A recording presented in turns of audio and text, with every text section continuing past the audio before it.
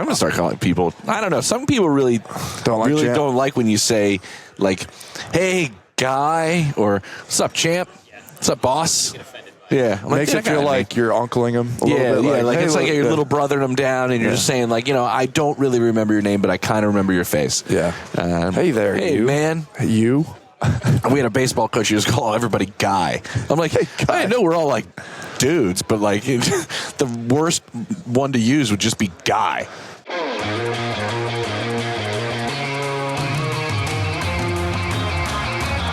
Welcome into Scoop City on a Wednesday. James Palmer here with you. Yes, we usually do a road trip on Thursdays. We figured we'd do one on a Wednesday because even though we were all on the road in Indianapolis and we saw each other face to face, we still want to travel around the NFL. So we're going to talk about the Eagles with Brooks Kubena. Tons of stuff to get into with him, including an in-depth dive into Jalen Hurts. Also, Zach Jackson takes us into everything that has to happen in that Browns room in Cleveland to get themselves back on the right track. They don't really have an offensive line right now.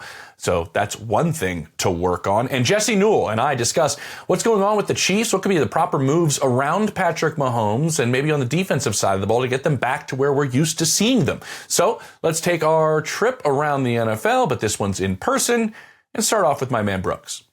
Let's start with these Philadelphia Eagles. All right. No shortage of storylines here. I don't even know where we begin.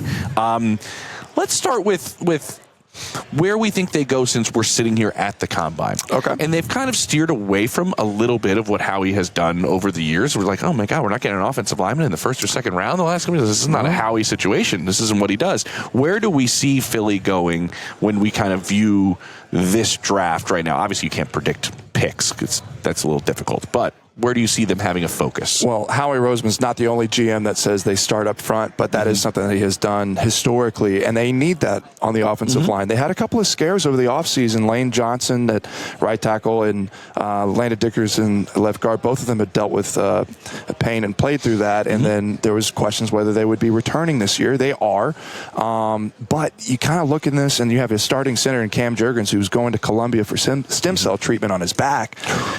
Those are things that within a couple of years, you could think, all right, you had one of the best offensive lines in the NFL, and then all of a sudden, it could be in the bottom pretty quickly if you're not addressing that, and things can turn really quickly. So I asked Howie Roseman this. We had a roundtable with them last Friday before we came to the Combine, just all of these the uncertainties related to health, how he's going into that. And he's like, you have that in your mind, but also they have to address the depth behind that. So I do expect that is a priority for them this offseason, whether that's in free agency upcoming, but particularly in the draft, because they have drafted well, starting with Lane Johnson a long time back, and then Landon Dickerson and such. So and Cam Jurgens as well. So I think that's priority for them.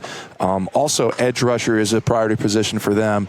Free agency, that's actually the big topic. They traded midseason for Jalen Phillips. You would have to think the goal is to sign him back, right? With giving up a third, wasn't it, at the trade deadline? Isn't that what they gave up for him? I think that's not a sunk cost in his decision making. That was Howie was talking about it in the sense of if he could win a playoff game by throwing in a third round pick for a trade, he'd do that every day. So that's not part of the calculus for me.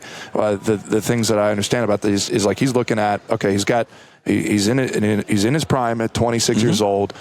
He was really good for them in the 3 months that they were there. He called him a tremendous player on the field and off in terms of leadership and all of that. But the health, having torn his Achilles and also his ACL, like those are things that you look at medically. I'm kind of looking at it this from two. It's like if you've decided that you're going to buy an expensive car, let's just like, all right, now you hold on. Okay, got it. Yeah, got it. Okay, $200,000 or something. You're like here and there. Okay, well, what's $250,000? Like if you're going to buy a Rolex, all right. So looking around, you got players that are out there like Max Crosby in the conversation with Trey Hendrickson in Cincinnati. Like if you're thinking about who you're going to pay a premium for, are you entertaining those kinds of options? Are you throwing in extra picks to try and make that happen? Those are things that I'm wondering about. If it's not Jalen Phillips, then who? I think one of the priorities for the Eagles going into this is that they like knowing what they have on their roster. They value that, seeing Jalen Phillips behind the scenes and how that works out, because you look back, what was the impetus to get Jalen Phillips. They had a splash signing in Bryce Huff that did not work out. He came in. There were questions about like how he was going to play along the edge, and then by the Super Bowl he was inactive, a healthy scratch, and you don't want that situation. You go into the next season, now you have to trade midseason for Jalen Phillips. They do not want that to happen again. So I think if I was doing a line system on this, if you're a betting man, Jalen Phillips seems to get a deal done. Last year, Zach Bond was a priority person for them to sign. Jalen Phillips, to me, is that person now, and it's just a matter of whether they want to invest that much money, which they're going to have to at a priority position, and they have a lot of expensive contracts, and just the health and all of that is a very interesting topic. Yeah, and they usually do well, Brooks, when they listen to what Vic Fangio wants. And like he played for Vic. Like there was a relationship, and it worked out well, relatively speaking, in Philly. And so when I look at that side of the ball, you mentioned the Zach Bond signing. Sure. You saw who they took in the first round a year ago. To me, it's going, well, you can't bring everybody back. No. Do you feel like, I know because of talking to people in the building, the importance of Nakobe Dean. Yes. And that's where we're talking about. But it's sometimes you do have to make difficult decisions by the way the roster is constructed with moves that you made. They didn't think he was going to be there in the first round last year. So you know what I mean? So do you see that being something that leads to we're seeing Nakobe Dean in a different uniform next year? I think so. I think so too. Because you spend a first-round pick on Jahad Campbell. There were times in the middle of the year where he wasn't playing at all. You don't draft a guy who's on a relatively affordable contract for that quality of a player and have him not play. Yep. So going into this season, is he your linebacker? Because if Nakobe Dean is on the roster, Vic loves him, and he's played to a level where he should be starting. So are you going to start splitting snaps and practice him on the edge because he can do that? Or are you going to dedicate him in his development in the middle? Nakobe Dean, I think going into this, the Eagles are looking at this, looking at it like, okay, he's going to have a market for himself, and maybe he prices himself out, and then also with the people inside the building that we need to move on. I do wonder this, though, because he does have an injury history. It's been a couple years that he's dealt with that. Part of the reason he dropped in the draft, right? Exactly. And I could see a scenario, and I think there are people that have believed this too, going into free agency, that his value is not going to price himself out where the Eagles would be willing to pay for him. So then that becomes an interesting topic. Okay, he's definitely a leader in the locker room. Defensive players love him, and they place a high priority on that as a team and how they build the culture of the locker room. He's clearly that. But when you have a young guy like Jahad Campbell, you really have to decide, are we going in this direction? So I think even if it's somewhere within their wheelhouse, I would actually be surprised if he's back with the Eagles next year, but just purely because they have to invest in Campbell. Yeah, it makes perfect sense, and everything you're saying is right. When I would talk to people coaching on that side of the ball, they'd essentially say, like, well, there's things that we can do as a defense because Nakobe is on the field. That's how we're able to run some of this. Now you'd lose some of that, but you're right. This is all the weighing of value, roster construction. They're all coming together, and this is like kind of a crux point in the middle of that defense about how he has to make some of these difficult decisions. In terms of decisions on this roster, everybody talks about A.J. Brown, and everybody talks about what's happening with his possible departure. We'll see.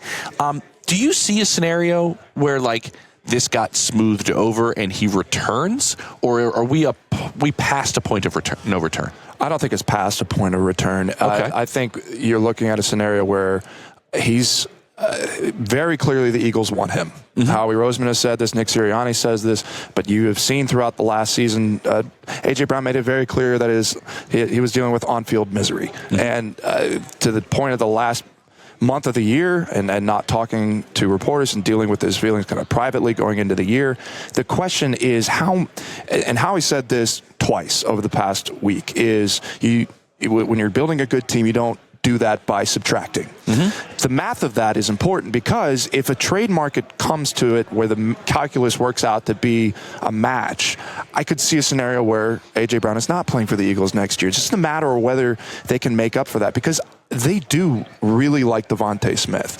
They know that they have a number one receiver in there. You beat me to it, Brooks. I was going to talk to you about it. Let's go. Keep going. But that's part of it as well. I think he's a person that can be a high-volume target. 100% agree. And with the offense that they're shifting toward, a lot of play action, the things that he can do, you've got a guy that can do it, which does mean you have to make wide receiver a priority in the draft and free agency upcoming. But they don't want to lose A.J. Brown. But the question to me is if they I don't think they're not going into this picking up the phone and calling people about AJ. They are going to take calls on AJ, which is what you should do. They're not eliminating that as a possibility. But if the price isn't right and you're going into the summer and AJ still does not want to be in Philly, then what do you do? Do you end up going into July and August, and is he not going to show up? I don't get the sense from him that he's someone that is that's going to happen. I think Sean Mannion cutting in and figuring out the system, because a lot of this is, and the last time we talked about the A.J. Brown story that I was writing back in October. It is an existential thing for him to contribute,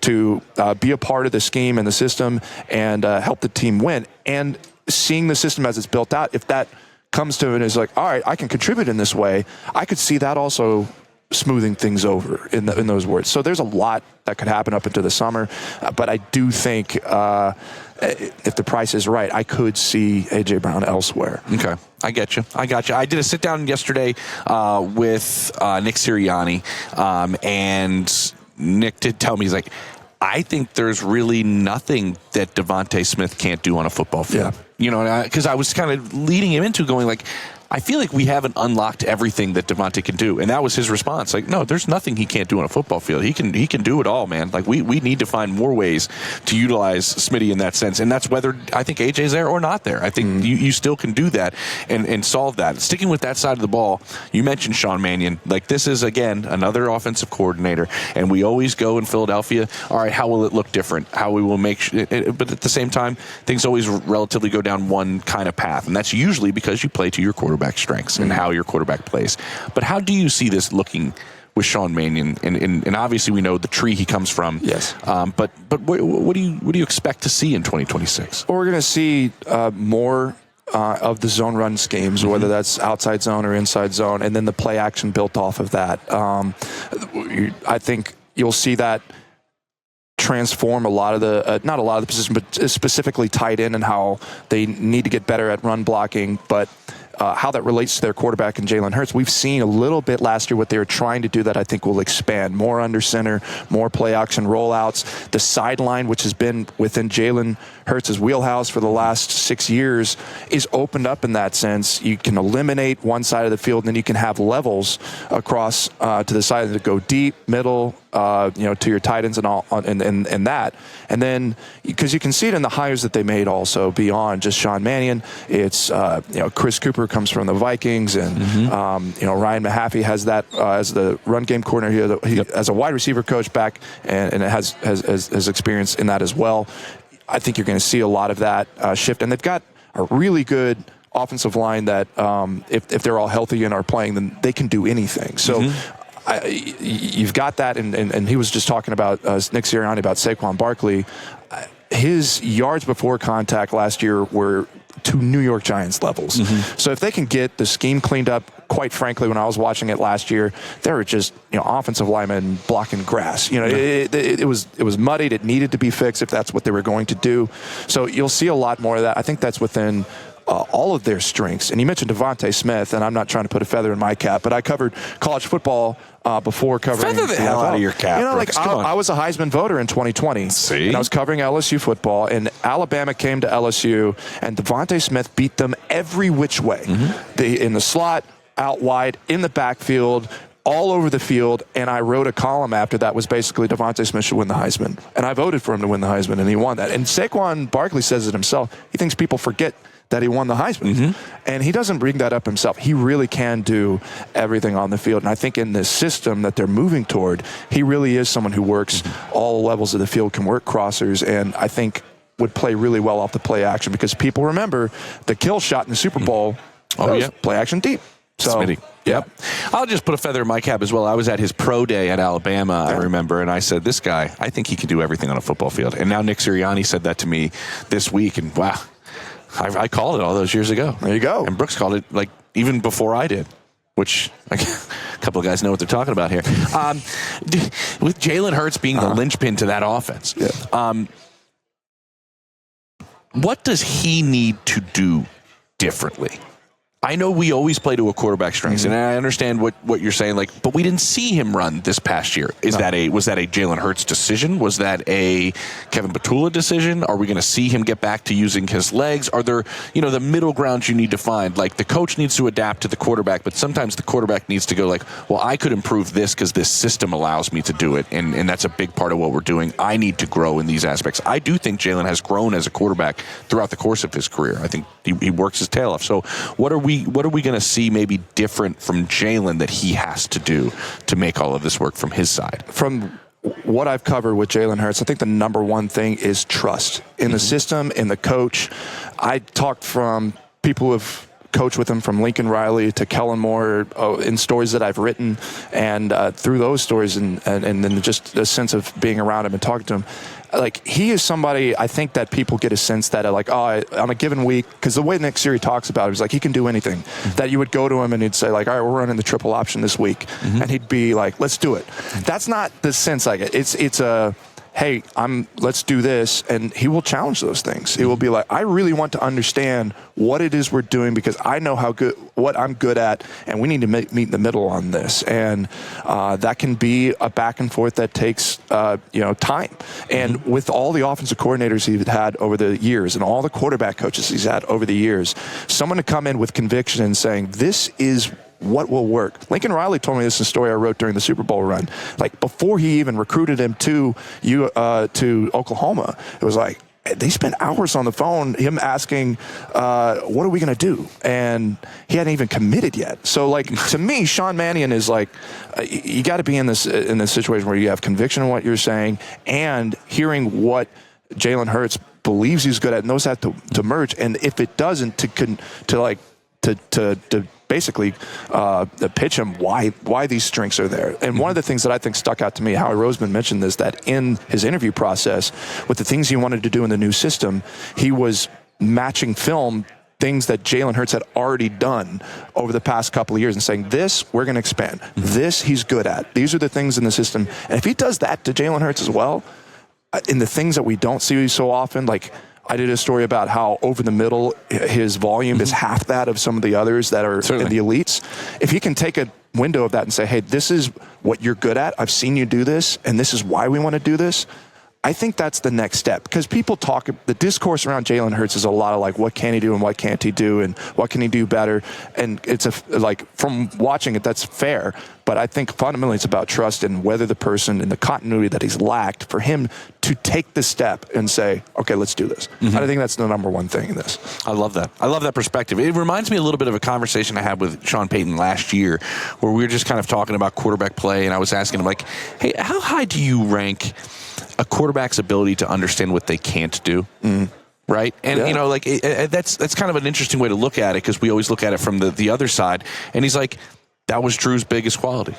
Drew's best quality was like, no, I love that we're doing this, but I can't really do it that way. I just know myself as a quarterback. Can we still accomplish it by doing something maybe in the manner in which I'm better at? And Sean would be like, yeah, I think we can move this and we can do this, and it's more into what it's exactly right. And so I think Jalen does actually have a pretty good sense of that. There's some quarterbacks that are not very good gauge of where they are. I think Jalen's self-awareness is one of his superpowers, in all honesty. I think you look back at the Chargers game last year, that was a sign of how willing he is to step out. And like, there are games like the Vikings game where he went a lot under center and rolling play action. Now, he had a perfect passer rating in that game. The Chargers game, he's doing a lot of throws over the middle. His interceptions were up, but he was pushing the game plan towards a point where they were in the overtime and had a chance to win. Obviously, had the interception at the end of the game, but he stepped out of things that he was normally doing, and he was willing. So I think that's a major thing people need to understand going into this with another system and another person that he's going to have to invest trust in.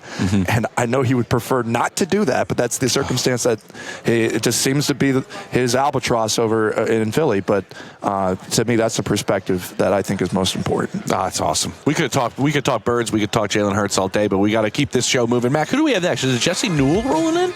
Oh, Jesse Newell coming up. Talk a little Chiefs after this. More Scoop City coming up next.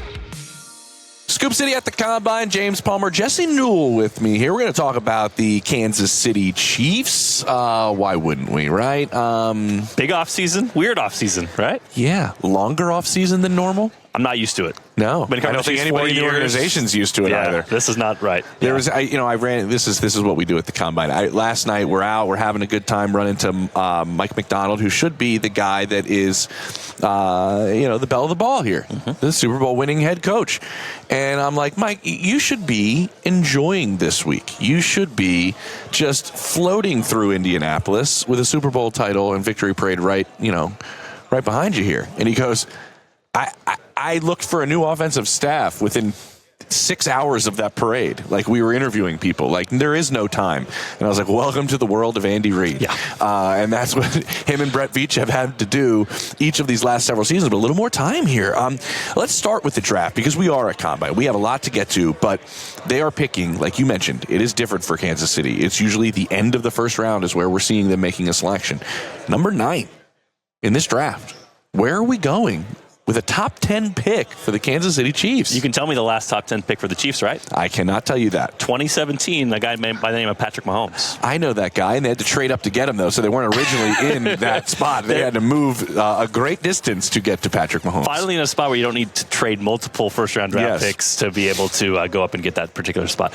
Yeah, so, we talk with Brett Veach. He loves to have his sort of base needs covered. So we'll know more about the Chiefs after free agency, because we expect they're going to probably get a running back. We expect they're probably going to try to fill in some of the depth holes that they have, even with some limited cap space and with some of the restrictions that they'll have. But going into it, it's just so funny. I remember talking to Brett a year ago at this time, and they were trying to figure out left tackle. What are they going to do? How can they fix this? And he said he joked with Andy Reid. He said, well, I know how to get a left tackle. Just suck for a year, get a top 5 pick, and take the left tackle. And anyway, they end up with Josh Simmons. He's one of the best executives in the game, guys. Exactly. Well, they end up getting Josh Simmons, and when healthy, he played really well. But my point is, like, this is an asset they don't get. And you talked about the long offseason, which doesn't benefit them, but this sort of thing, like, they're usually 29, 30, 31, 32, waiting and like hoping other teams and some guys fall. And now you get a crack at something that doesn't happen very often, the type of tackles that you don't get to see very often. But I still think for them,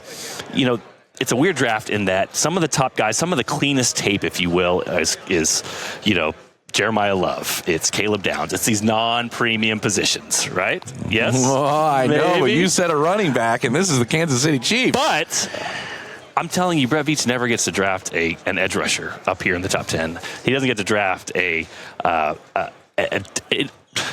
not an interior defensive line, but a wide receiver that could be the type of wide receiver that they could get here. So, you know this, James. Like, you go to free agency right now, the Chiefs, there's a long list of running backs they could get that would be just fine in free agency. That's not a list of defensive interior players or edge rushers or wide receivers. Those guys are tough to get. So Brett Veach potentially has a chance to get a young player at a rookie contract that he can't get in free agency. So it would surprise me if they go away from premium position here, just because it's been so long for them to be able to have this asset, and it's so tough for them to get this in the open market. Wow, I'm thinking about it. I mean, obviously your pass rush for so many years was centered around Chris Jones, and it has been. And I'm not writing Chris off by any stretch, but we all know where he's at in his career. He played a ton of snaps this past season, and you saw how that kind of impacted him as well. I mean, I remember having a conversation with him and him telling me that exact fact. And so I do think edge is something that you can look at. Do you think one of the, as I talked to people earlier in Indy, it's kind of, there's the big three, and then there might be a gap. When you look at this, is there a chance one of those big three are available at 9? Because then if not, I don't know if you do take the next guy at 9. It's really fascinating. So from my talks to people and seeing Ruben Bain, who's the one I think potentially, I know the arm length stuff, but like I heard he has short arms. T-Rex is what I heard. It is that was the head coach that was the head coach last night. I'm not going near T-Rex, he said. Ruben's like, Will Campbell, hold my beer, because the arm length thing has become a thing with him. But he's really impressed teams in interviews from what I've heard, and then he was really impressive up there on the interviews as well. I would think maybe his stock goes up, but that could be a guy potentially for the Chiefs. Spags loves going inside, outside with the versatility. He can help them out in multiple different ways. You talk about Bailey, it's kind of interesting. Would he fit the Chiefs and like a 4-3 instead of like a 3-4 outside linebacker? You have to ask these questions for these teams. Like, it's not just edge rusher. It's like, how does that fit with your particular team? And so it's crazy I'm going to say this is crazy. You'll know it's crazy, James, because Brett Veach's whole history as GM is trade up, trade up, trade up, trade up. And right now, he said something interesting at the podium yesterday where he said, hey, when you're picking 29 or 30, you wish you were 25. He's like, I'm picking 9. I wish I was picking 4 or 5 because he kind of sees like 4 to 5, like that would be more secure in that. So could the Chiefs, if some of these guys go off the board, could this be a year they would look if another team wanted to come up, that they look to trade down and then get somebody in that mid-first round range and then get more draft assets? Because we know this about the Chiefs, like they are stars and scrubs. They pay their guys. Oh. They pay Creed. That's a quote right there. Yeah, Creed Humphrey, Trey Smith, Patrick Mahomes, like Harrison Butker. They pay top of market for their guys. So to do that, you have to fill in with some guys that don't cost as much. So stockpiling draft picks with this asset would not be a bad thing, but it is sort of fascinating how the draft lines up. I think draft edge, as you talked about, would be among the top on their list because of how last year played out. But will that guy fall to them? Will he be there? That's a really good question. But he's not. What do the Chiefs pivot to? And an all too common aspect of the draft is I'd love to trade back. There's nobody looking to trade up. And might not be the case, right? So that could be certainly a spot that, listen, teams in the draft that I talk to I'm always calling to see if I can move back. Yep. It's finding somebody to move up. And if there's no quarterback to move up for, it's usually quarterback and edge are the two probably most common things teams move up for in the draft. We'll see what happens there. I'd say the one to look for is tackle. Like a Mawangoa, Fano, what those guys, if those all slipped and you potentially have your pick. But why would they slip? That's the question. Listen, we all do these mock drafts. Exactly, they go over and over. And for tell everybody at home, because you and I, we know this stuff a little bit. What oftentimes happens in, like, say, 2 years ago, there's a lot of quarterbacks. Quarterbacks always get pushed up in the draft. Yes. What does that do to the other players? Good players get pushed back down towards you, and it's something that teams love. If you don't have a quarterback, if you have a quarterback, and teams are scrambling for them at the time, you're like, let the good players come down to us. Yes, like, this is great. That's not really the case in this draft when you have one quarterback essentially there. There's no other team or quarterback at play in the mix of that top half, which I'm kind of curious how it is gonna fall. There's other ways to build a team. Let's say it. You can bring guys back that people think are contemplating retirement. Did you hear anything from Brett Veach about Travis Kelce, maybe a timeline that they might be looking at when they will know? Is there any information there, you think? So he talked about at the podium a little bit different this year than doing things a little bit different than last year. If you remember last year at this time, we asked Andy Reid, and he really wouldn't say much about Travis, and then Brett Veach got up there and said, well, he's coming back, guys. Basically, like he basically announced it for him. And so I think they want this year to give Travis his space to be able to release it however he wants to, which potentially is going to be on his podcast, which you would assume because it's a very big podcast from what I hear. Play. Yeah, smart play.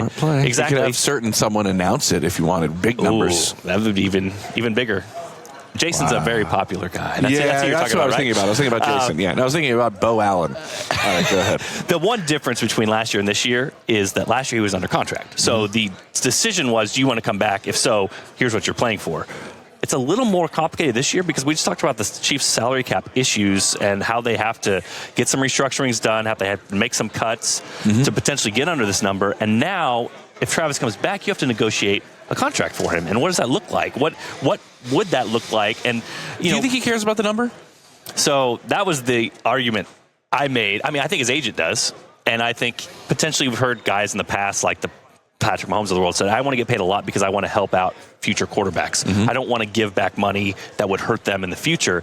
But to your point, I think how much of like Tom Brady's legacy was like, he always gave back to the Patriots so that they could win. He was never the highest paid quarterback at any given time of his career. And if there's ever a person out there who should not worry about money and should care about legacy and how he's remembered, like Travis Kelce is the perfect intersection of that, where you would say if he takes less money, he will be beloved by Chiefs fans. Everybody will have this thought of him going out as like he tried one more time to go win a Super Bowl and he did this for the Kansas City Chiefs. Now, if I'm his agent, am I telling him that? No. No, that's not the conversation. But what is that number? And I think on the open market, you can see some things online that would say he's worth 14 to 17 million. Some would say he's worth 7 to 10. But for the Chiefs, this is complicated math. 14 is really eating into your budget with what you have to potentially come back to. So this one's a little bit more complicated than last year. I still think at this point, I would expect him to be back with the Chiefs next year and give it one more run with Patrick Mahomes and not go out the way they did last year at 6-11. But the scenario here is just a little bit more complicated than a year ago. Yeah, and speaking of complicated, I don't know what the language is of a prenup or not a prenup. I'm not sure how wealthy Travis is going to be. No, I'm just kidding. Listen, but you are right. And listen, we just saw it recently with Aaron Rodgers. He signed in Pittsburgh for well below what people would think that he would sign for. Yeah. And so it is done. And I do believe, talking to people in Kansas City over the last couple of weeks, they still believe Travis can certainly play. They really do. And I think there was actually a little bit of a thought that they got away from him at times, maybe at key times as well, where it was like, no, he still can be maybe a focal point at times. He's not Travis of old.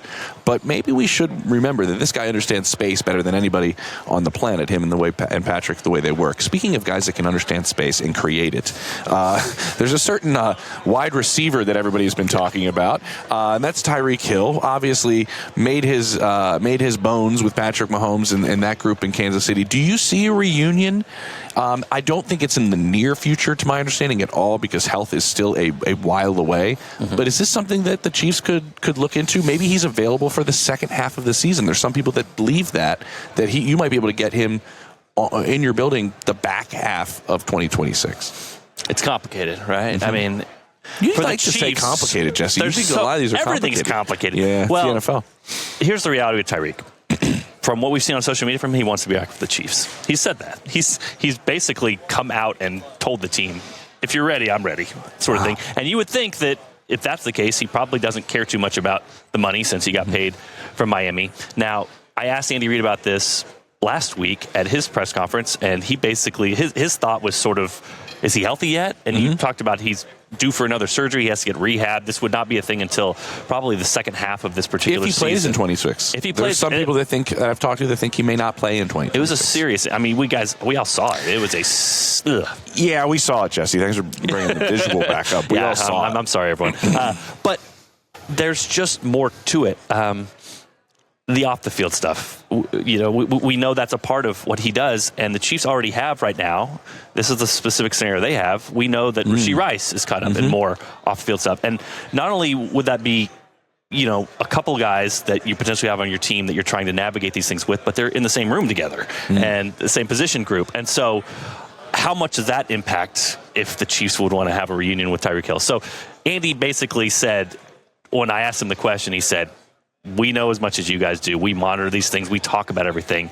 There's nothing going on as of right now as far as communication. Tyreek came back to Kansas City. I think some of his kids live there, so there was some scuttlebutt about, hey, his photos in Kansas City, what's going on? But, more that sort of thing that going on with him. But I guess we'll see where it goes. I would be surprised if it happened, but I can understand why people would say, hey, this is not a reunion. There's part of this, too, that you heard Brett Veach at the podium yesterday say, hey, the last couple years were about maintenance with the Chiefs. This is more about a rebuild. And there is a kind of a thought as well, like, if you are going to truly rebuild this thing up and move forward, maybe Tyreek is not part of that plan. That's more trying to chase the past of what you've done previously. And who knows if his speed comes back as well, if he'll be as effective of a player as he was with the Dolphins and obviously with the Chiefs before that. But it's a complicated, I'll use it again, complicated scenario with the Chiefs right now. And I would probably be more surprised if it happened than it didn't, but I understand why people would ask the question and say, is this thing going to happen or not? God, I love it. A lot going on with the Kansas City Chiefs, who are a regular participant in the Super Bowl, but not so fast, my friend, for this past Super Bowl. Can they get back there?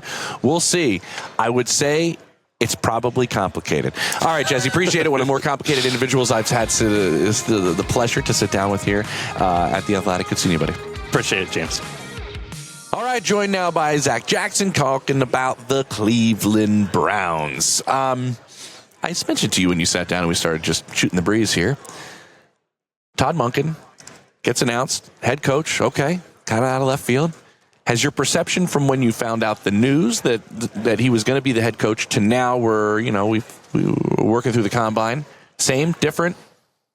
I would say it's the same because he's going to have to be a miracle worker. Okay. He's a likable guy. Mm-hmm. He's blunt. That's what we want, right? Yeah. He's high energy. He should be excited about this job. They don't come around. He's done his whole career. Mm-hmm. He was in Cleveland for 1 year. Mm-hmm. We didn't know him really well. It was only 1 year. It was not a real fun year. Yeah. Right? It was the year they crashed and burned. Mm-hmm. I think Freddie had fun. But that's probably for a different podcast. Yeah. So, look, Todd believes in this this vision. We on the outside are both trying to see what that vision is and trying to buy it.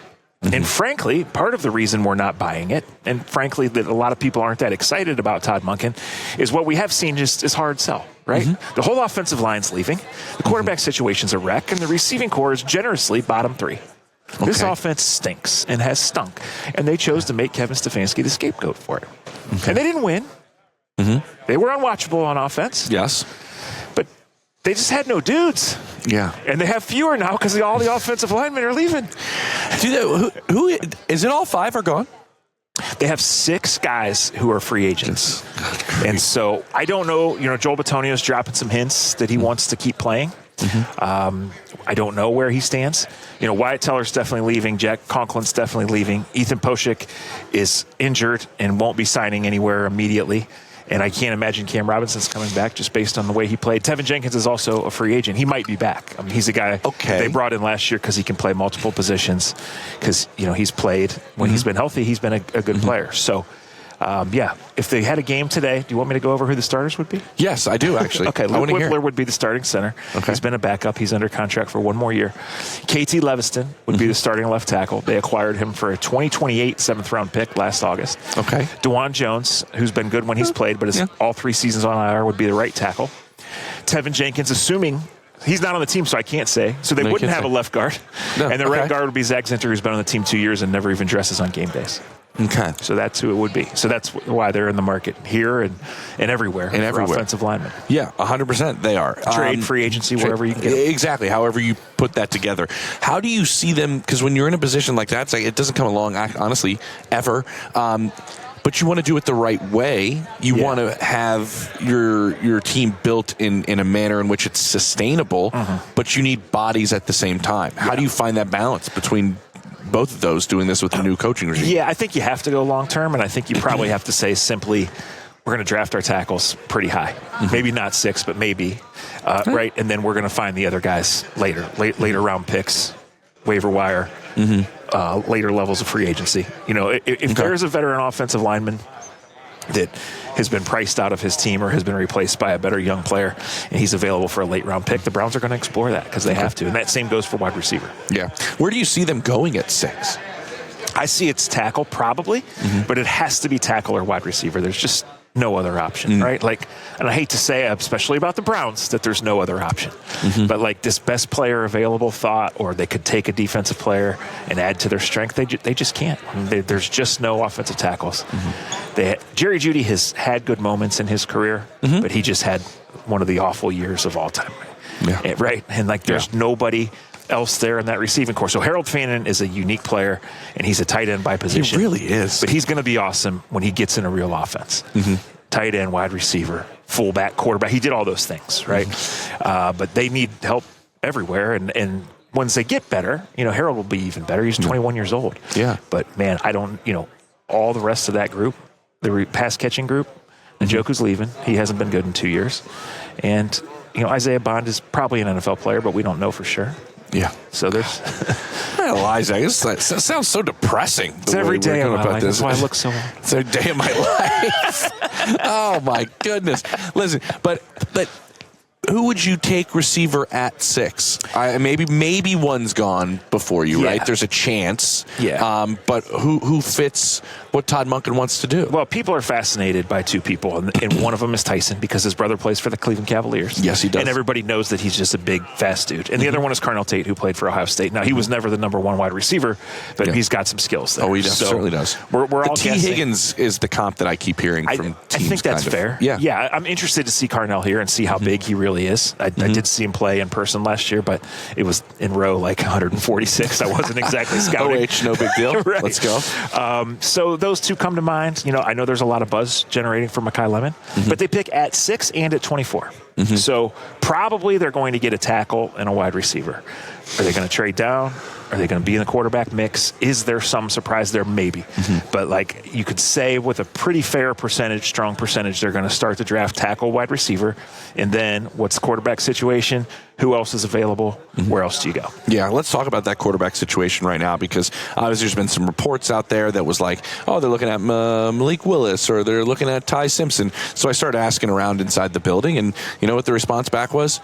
Yeah, we are. Because we have to look at all of our options. It was almost like, I'm not sure why you guys are making a big deal about this. We have to look at all the avenues that we can go back at quarterback. And obviously the two guys on the roster have a chance as well, I would assume. Does Deshaun Watson have a legitimate opportunity to win this job? Does that exist?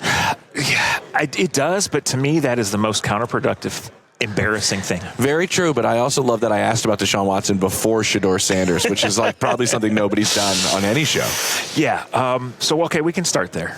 Look, we know why the Browns are here. And we also know that he's only on the team this year because they cannot afford to cut him. Yes, right? Correct.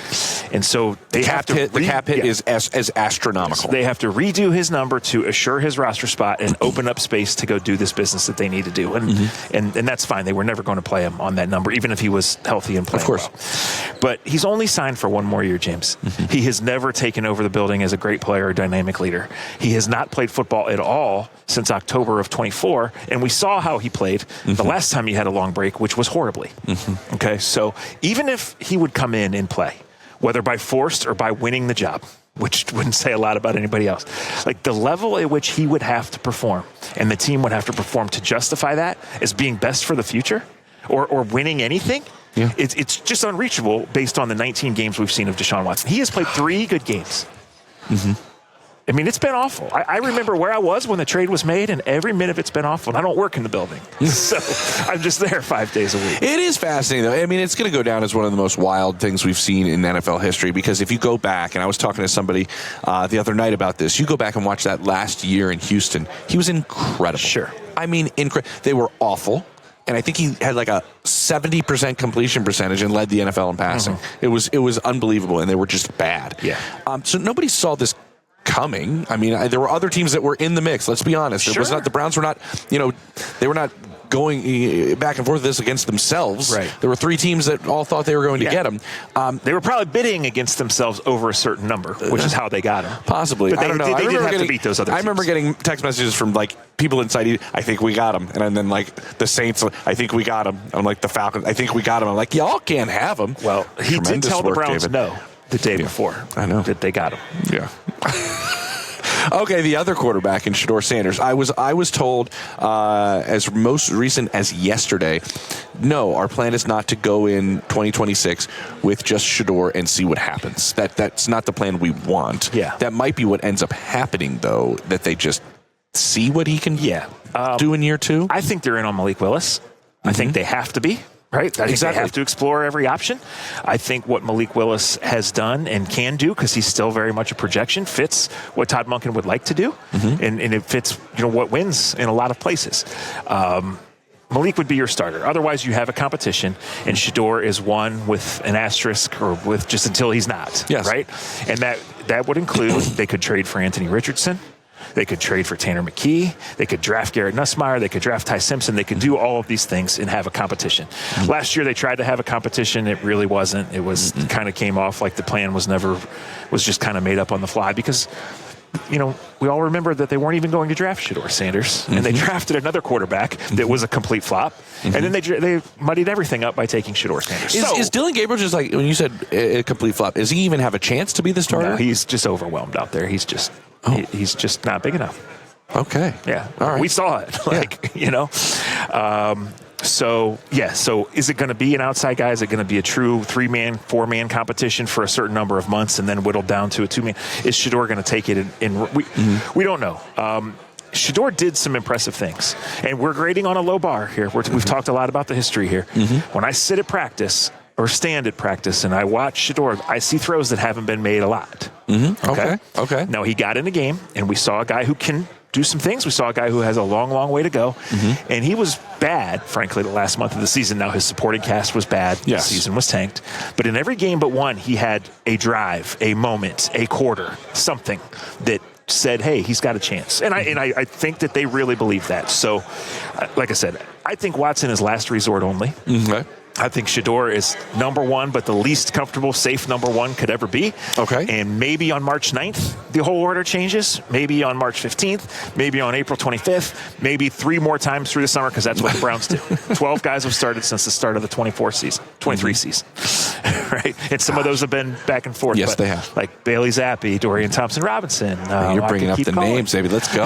Yeah. 42 starters since 1999. Do they financially, are they comfortable with Malik Willis if the number gets to what some people are thinking this could get to because of the limited resources at the quarterback position? They backload the every league? contract anyway. So they're going to create enough temporary flexibility. Okay. And really after this year, they do open up a bunch more cap space. They don't have a ton of players because they have so many guys leaving right now. And like everywhere in the NFL, more than 3 years is a long time. For so much change that they had in Cleveland before 2020 and Barry and Stefanski, hardly anybody made it 3 years. Well, they got guys, Njoku, 9 years, Teller, 6 years, 7 years, like that are leaving that have been there. Even Poshing, they got him in the second wave of free agency, and he was a good starter, good leader, good player for multiple seasons, and he's not there. Jack Conklin's been on the team since 2020. All these guys are leaving at once, and they haven't, like I said, they've drafted one offensive lineman in the last 2 years, and he hasn't played at all. All right, before we go, Zach, can you give me something I can tell all of my Cleveland Browns fans, because I have a lot of them going to Ohio State? Something that you're excited about, because there goes Todd Monken right there walking by. I mean, I'm excited about Harold Fannin. He's that good. And like I said, when I say he's not a tight end, I'm not dissing him. He's not the guy that's going to have his hand in the ground and you're going to run 30 plays behind him. Like, you're going to be able to use him forever. And they started that last August, and it was like, man, is he ahead of schedule, or do they just not have anybody else? And it was both. So now he got out there and did it. He's just a natural playmaker. I mean, 5 years ago, he was a high school safety in Canton, Ohio. And then he played in the MAC, right? And like, he put up these ungodly numbers, and a lot of people were like, well, that's because they threw him a ball every time, and he was bigger than all the linebackers and safeties, and he just killed him. And then he got in the AFC North, and it was like, oh my gosh, this guy's open. So, Shedeur over-targeted him. It was kind of a sign of growth. Like, you got to know who to trust. Yeah. So, like, Isaiah Likely, I think, is a great comparison. I think Harold's got a higher ceiling, probably. And get some other guys, get him in there, get some, real threats on the outside, and a quarterback that he can work with for more than 3 weeks at a time. And I think you got a really, really good player there. Okay. All right. I like that one. I was breaking down, it's funny because I was breaking down tight ends with Greg Olson before the draft last year. Pretty good guy to break I down think it's a good guy that I wanted to, pick his brain on it. And we are going through all these different tight ends, and we all know about the class that last year was, right? And we're going through them. We get to Harold Fannin, and I'm like, Greg, I'm not going to lie to you. I've heard some people talk about this kid like they're in absolute love with him. And Greg goes, I don't see it. I don't see it. Well, Greg, guess what? Yeah. Zach Jackson sees it. He sees it. And it was a really, really fun year to watch him play. And I do get a little bit, I don't want to knock Greg, obviously he knows way more about football than I do. It was just a funny conversation because we never really know how, that's why they're called prospects, how this is going to go. And he figured out the NFL game quickly. He figured out how to do it. Does he look like a Colston Loveland or Tyler Warren? No, he doesn't, honestly, the way he runs and moves. But he is effective and impactful and catches everything. Oh, my God. And it's just so natural after the catch. Right? Yeah. There's nothing flashy about it, but like smaller guys, and a lot of them are, compared to him, like he throws them to the ground. Like you can tell that in his background is defense, a little quarterback, a little running back, and he just happens to be 6'3", 6'4", and they throw him the ball, and he's really good. I love it. Okay, Zach's going to take everybody through the Browns in 2026. He's going to be there every step of the way, whether you like it or not. You're there. We're there. We're ready. For Browns fans, like, this is the season, right? And I totally believe that they're going to make a run at Malik Willis. Will it work? Will it not? I don't know, but it's going to be a long process of rebuilding the offensive line. And every addition they make on the offensive side is going to be interesting. Yeah. Because there's an opportunity there for all those guys. And, people, like I said, people know Carnell Tate. They know some of these names. I don't think really know the offensive tackle names, but as long as they pick the right ones, you'll know them in time. I think they don't know the names because they're hard to pronounce this year. The tackle names are hard to pronounce this year. For sure. They're right there. Zach, appreciate it, brother. All right. Thanks, guys. This is one of those moments where you just envy Zach Jackson that he covers the Cleveland Browns so well for us here at The Athletic. Want to thank him. Want to thank Jesse Newell. Also want to thank Brooks Kubena. Outstanding conversation about Jalen Hurts right there at the top of the show. Make sure you always like and subscribe to Scoop City. So much off-season content here on the show. But again, it's not off-season. There's never an off-season in the NFL. I'm James Palmer. Take it easy. Thanks for watching Scoop City. Don't forget to like, subscribe, and feel free to leave a comment. New episodes of Scoop City drop every Monday, Wednesday, and Thursday.